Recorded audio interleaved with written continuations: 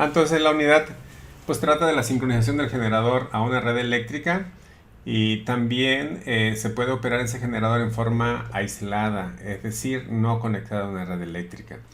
En el caso de una operación aislada, pues simplemente se le aplican las cargas a las terminales del generador. Si es trifásico, se pone una carga eléctrica, que esa carga eléctrica puede ser cualquier tipo, carga RLC o una combinación de ellas, a cada una de las fases o en forma trifásica si la carga es trifásica.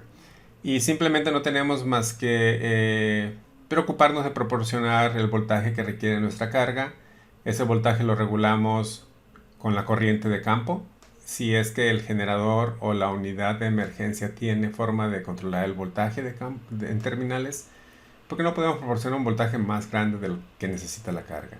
Por otro lado, también se requiere tener la frecuencia a los 60 Hz o 50 Hz dependiendo la necesidad que tengamos. Porque si tenemos nosotros una frecuencia diferente a la que necesita nuestra carga, pues obviamente nuestra carga va a tener problemas y se puede dañar, se puede quemar.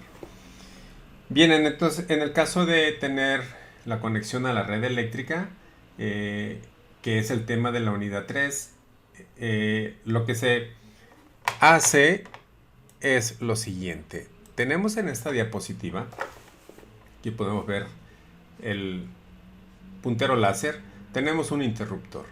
¿Sí?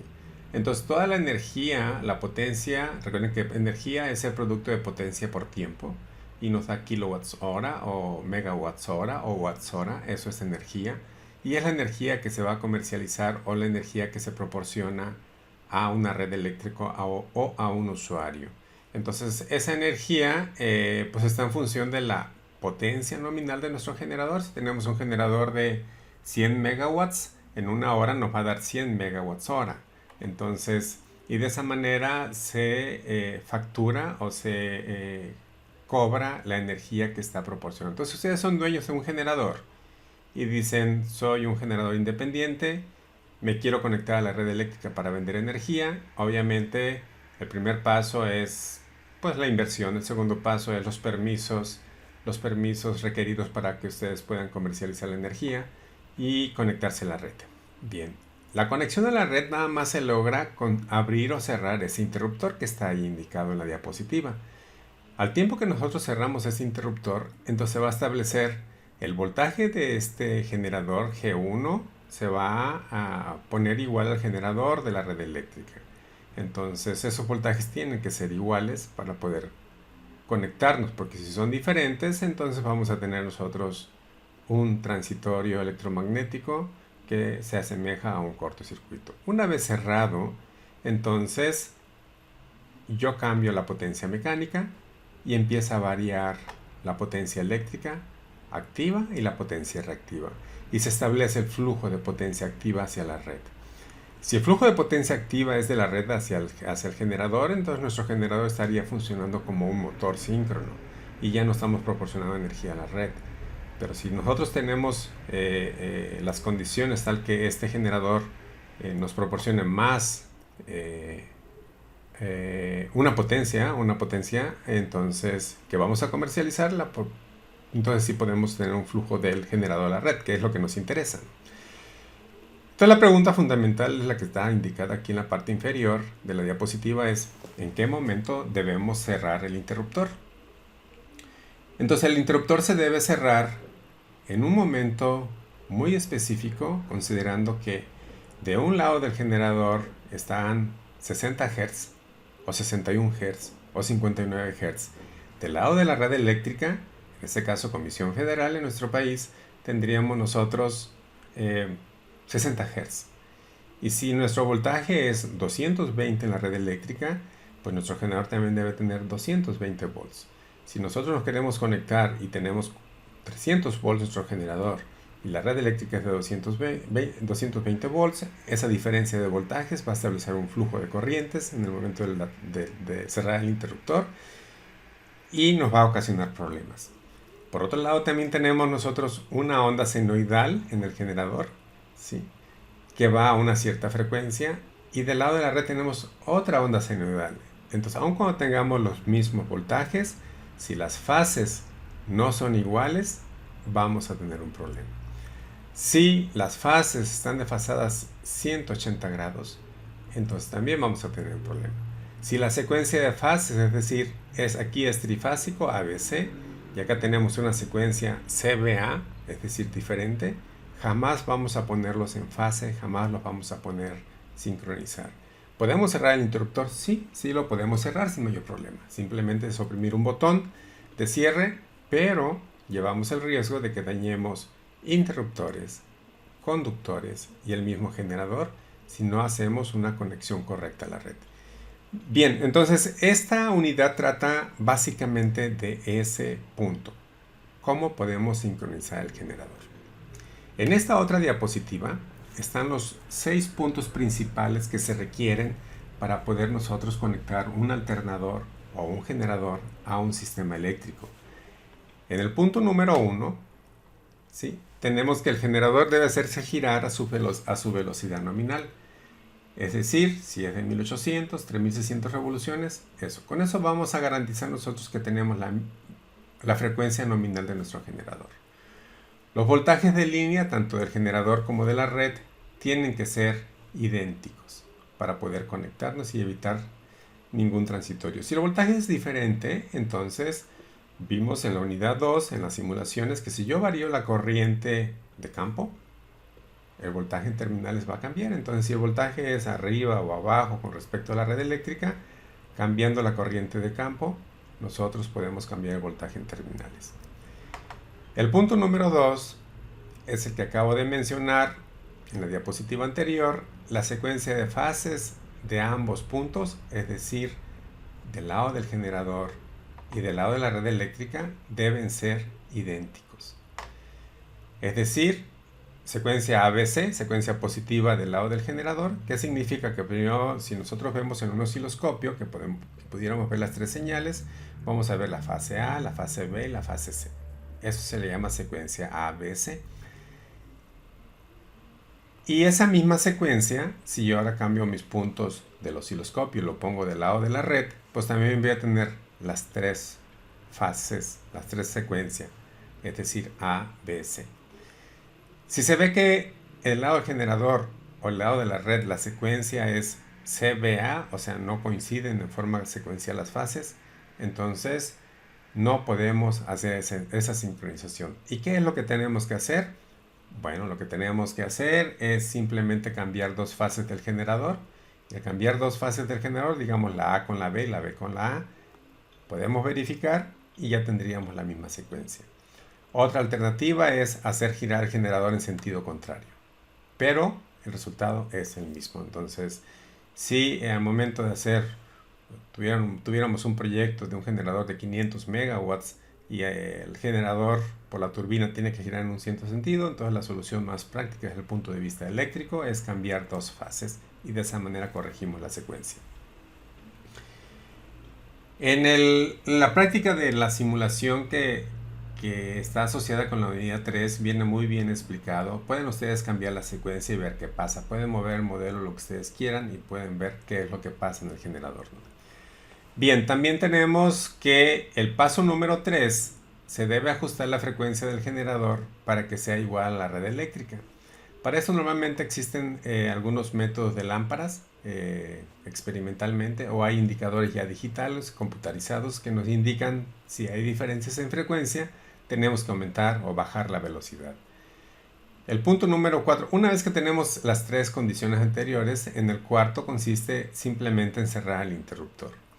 Y al cerrar el interruptor hay algunos equipos como un sincronoscopio que nos va a indicar que las fases, me refiero a que la fase es que el desfasamiento angular entre una fase A y la fase A de la red y del generador sea la menor cantidad de grados. Si el desfasamiento de las fases A, B o C, pero una misma fase de un lado y del otro difieren, entonces vamos a tener ese desfasamiento va a ocasionar una diferencia de potencial entre ambos puntos del interruptor, y cerrarlo va a ocasionar problemas. Entonces se emplean generalmente lámparas indicadoras para ver en qué momento esa diferencia de potencial es 0, y en ese momento cerramos el interruptor. Una vez que está cerrado, entonces nuestro generador ya está conectado a la red eléctrica, pero todavía no genera potencia. Todavía no genera potencia activa. Recuerden que lo que nos interesa a nosotros es tanto proporcionar potencia activa por unidad de tiempo, es decir, si yo quiero 1000 watts, 1 kilowatt, quiero conectarlo a la red eléctrica, pues mi generador es de 1 kilowatt, pero si lo quiero tener en operación 5 horas, pues me va a dar 5 kilowatts hora. Entonces, lo que sigue ahora es que nuestro generador, que es el paso número 5, tome carga. ¿Cómo va a tomar carga? Bien, cambiando la potencia mecánica que está en la flecha. La potencia que está en la flecha puede provenir de una turbina. Si es una turbina de agua, abro yo las compuertas de tal manera que pase más agua hacia la turbina. Al pasar más agua a la turbina, la potencia mecánica en la flecha aumentaría y con eso aumentamos nosotros la potencia activa del generador. Entonces, de esa manera estamos convirtiendo esa potencia mecánica en potencia eléctrica. Si tenemos nosotros un aerogenerador, por ejemplo, ya ve que los generadores comerciales grandes tienen tres palas, tres aspas. Esas aspas se hacen girar su ángulo de ataque de tal manera que el par mecánico producido por las fuerzas radiales, las fuerzas de accionamiento del viento, hacen que nuestras palas tiendan a girar y tengan un par. Si las palas están en una posición bandera, que se refiere cuando el ángulo de ataque sigue el mismo ángulo que el viento, entonces no produce ningún par. Y si no tenemos ningún par en algún radio de esa pala, entonces no hay ninguna fuerza, y no hay... Si no tenemos ninguna fuerza, recuerden que par es el producto vectorial de fuerza por distancia, F cruz radio, cruz D. Entonces, si no tenemos fuerza, no tenemos par, y no tenemos par mecánico, por lo tanto no tendríamos potencia activa. En otras palabras, la potencia activa de nuestro generador, la potencia en watts, depende de la potencia mecánica que tenga en la flecha. Finalmente, el punto número 6, una vez que ya está tomando potencia activa, el siguiente paso es, bueno, ¿cuánta potencia reactiva me está pidiendo SENACE? ¿Cuánta potencia reactiva me está pidiendo Comisión Federal? Esa potencia reactiva está en función de la potencia reactiva que requieren las cargas. Entonces veíamos en la simulación, si vieron la simulación pasada de la práctica, en donde si ustedes cambiaban el voltaje, si la carga la ponían capacitiva, el voltaje en terminales subía, etc. Entonces, si nosotros tenemos una red eléctrica en donde no sabemos en qué momento se va a conectar una carga capacitiva, en qué momento se conecta una carga resistiva, lámparas, en qué momento se conecta un motor, todo es aleatorio, pero hay cierta secuencia. Por ejemplo, el alumbrado en una ciudad entra en la noche, que es una carga resistiva, a excepción de las lámparas LED actualmente, que pueden tener un cierto factor de potencia, pero generalmente se busca un factor de potencia unitario. Si tal empresa empieza su turno a las 8 de la mañana y termina a las 4 de la tarde, y hay muchas cargas inductivas como motores de inducción, que es la principal carga, pues va a tender a requerir cierta potencia reactiva inductiva, que esa la tiene que proporcionar nuestro generador eléctrico. Entonces, al final de cuentas, es así como el principio de la ley, el principio de la conservación de la energía, que la energía no se crea ni se destruye, solamente se transforma. En el caso de la potencia, pues también está asociado con la energía. Entonces, lo que nos demanda es lo que tenemos que producir. No podemos decir si nuestra demanda es de 10 kilowatts y nosotros vamos a decir, vamos a producir 20 kilowatts. No se puede hacer eso. Entonces, ¿por qué no se puede hacer eso? Porque esa potencia, pues, ¿a dónde se va a ir? A no ser que la almacenemos, la guardemos o algo, pero no lo podemos poner, ¿no? Entonces, generalmente lo que se hace es lo que se necesita, es lo que se produce en el instante. Entonces, por eso es que en las centrales operadoras, en este caso SENACE, las plantas generadoras, pues tienen operadores que están diciendo súbele, baja potencia, etcétera, bájale, súbele, o están en modo automático los generadores, cambiando la potencia que generan. Bien, entonces el punto número 6 es, se tiene que regular el factor de potencia para cumplir con la potencia reactiva que nos piden. Si el generador está en forma aislada, esa potencia reactiva pues va a ser la de la carga nada más. Solamente eso aplica en el caso de que el generador esté sincronizado a la red eléctrica. Un gran porcentaje de las fuentes de generación de energía o de potencia son generadores síncronos. No lo sé qué porcentaje, tal vez el 99%, 98%. Todas las plantas que existen en el mundo, se podría decir no nomás en el país, en el mundo, de plantas nucleares de ciclo combinado, de combustóleo, de diésel, etcétera, son generadores síncronos. Por eso es que en la retícula de la carrera de ingeniería eléctrica, pues uno de los elementos que se ven a más detalle, con más profundidad, son los generadores síncronos. Entonces, por eso es que el estudio en muchos libros viene el generador síncrono porque es la parte principal de producción de energía eléctrica. En esta otra diapositiva tenemos nosotros una forma de poder monitorear en qué momento podemos cerrar ese interruptor que está indicado ahí en el puntero. Entonces aquí está el método de lámparas apagadas, ¿sí? Si la lámpara está apagada, indica que este voltaje que está del lado del generador va a ser igual que el voltaje del lado de la red. Y por lo tanto, la diferencia de potencial o la diferencia de voltaje va a ser cero. Y eso va a hacer que la lámpara esté apagada. Si la lámpara está apagada, ¿qué significa? Dos cosas. Una es que el voltaje es idéntico en ambos lados. Y la otra también que me está indicando muy importante es que la fase entre ambos puntos es igual. Si la lámpara está encendida, puede ser que este voltaje sea mayor que este, que sea diferente, o que la fase sea diferente. Entonces eso me permite de una manera muy económica monitorear. Hay otro método que es el de lámparas encendidas, en donde la lámpara está conectada de la fase A con la fase B y así intercambiadas entre ellas, y aquí se va a cerrar el interruptor cuando las lámparas tengan su brillo máximo.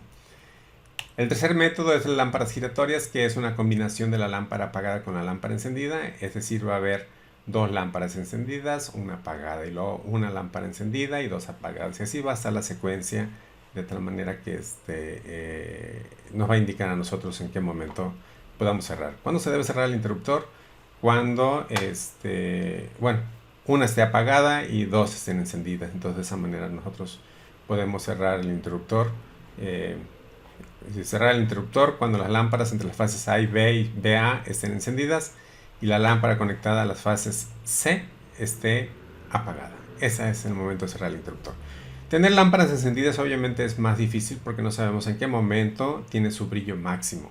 Entonces, en cambio, una lámpara apagada, pues independientemente de la luz que es del día, etcétera, el ojo puede percibir cuando esté apagada completamente. Los otros métodos anteriores son los que, digamos, los métodos económicos que pueden ayudar para resolver un problema. Sin embargo, ya comercialmente existen métodos digitales, ¿sí? Este es un indicador analógico que en algunas plantas generadoras existe todavía, las plantas más anteriores, y este es un sincronoscopio digital que tiene su propio control para subir y bajar la velocidad del generador, etcétera. Entonces aquí ya me está diciendo, todo está computarizado a través de un PLC, etcétera, de tal manera que la sincronización se puede hacer de forma automática, simplemente un botón, el operador presiona sincronízate y solito está. Lo anterior que está ahí y lo que ustedes van a hacer en la práctica de simulación, todo es manual. En la práctica de simulación no es el de lámparas apagadas, pero sí hay osciloscopios que les va a permitir en qué momento se debe cerrar el interruptor. Sí. En esta otra diapositiva tenemos un ejemplo muy simple de cómo nuestro generador G1 tiene una tensión de 220 volts y una frecuencia de 60 Hz. Este es un generador y otro generador que tiene 220 volts y una frecuencia de 59 Hz. Queremos conectar ambos. Las frecuencias son diferentes, los voltajes son iguales. Entonces, ¿qué voltaje RMS máximo y mínimo estaría en terminales de cada una lámpara para poder seleccionarla? Y lo otro es la frecuencia de la tensión aplicada a las lámparas y el número de pulsaciones que tendríamos por minuto. Entre mayor sea la diferencia de frecuencias, el destelleo de la lámpara va a ser más rápido. Entonces, en el inciso A, el voltaje máximo serían de 442 volts y el mínimo, la resta, serían de 2 volts. La frecuencia, el inciso B, sería la diferencia, pues es 0.5 Hz. Estos que son pulsos por segundo, los convertimos a pulsaciones por minuto y serían 30 pulsaciones por minuto. Entonces 0.5 Hz me ocasiona que la lámpara esté destellando a una frecuencia de 30 veces encendida y 30 veces apagada. Bien,